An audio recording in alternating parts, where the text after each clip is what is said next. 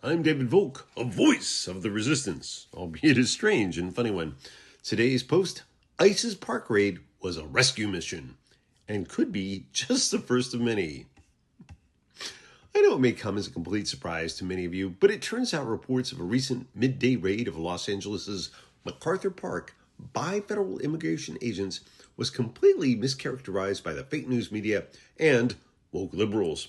What had been described as an enforcement sweep of the park featuring horses, armored vehicles, and agents in tactical gear that frightened small children at a summer day camp and confused adults was the result of complete misunderstanding, said an ICE employee who spoke on the condition of anonymity, although another person on scene said the employee's name rhymed with Misty Gnome.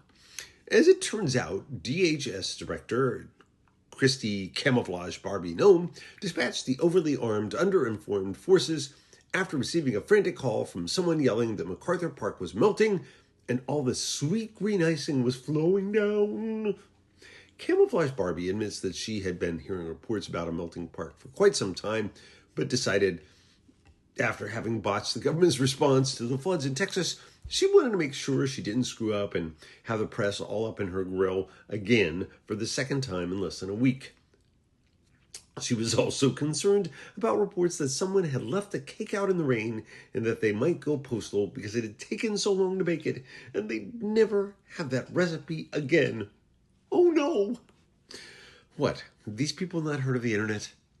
The cake became a priority when she heard a rumor that it was one of Dementia J. Trump's favorites because it paired so well with ketchup. Once federal agents realized it wasn't dark, that the park wasn't melting, and that there was no actual cake in evidence, they beat a hasty retreat with Mayor Karen Bass hot on their heels. Far from discouraged, Gnome announced there would likely be a series of similar actions in other cities, including Miami, where she plans to look for a lost shaker of salt, New York City, where they will search for Mr. Goodbar, because she's getting tired of Corey Lewandowski, Nashville, where they hope to find the last train to Clarksville. They'll start at the station at 5:30, but probably still miss it, knowing them. Boston, where they'll seek out the man from Tennessee, and San Francisco, where they'll search for Gnome's non-existent heart. A highly placed source said she also plans to continue Dr. Richard Kimball's search for a one-armed man in blue cities throughout the country. I've been David Volk, a voice of the resistance, albeit a strange and goofy one.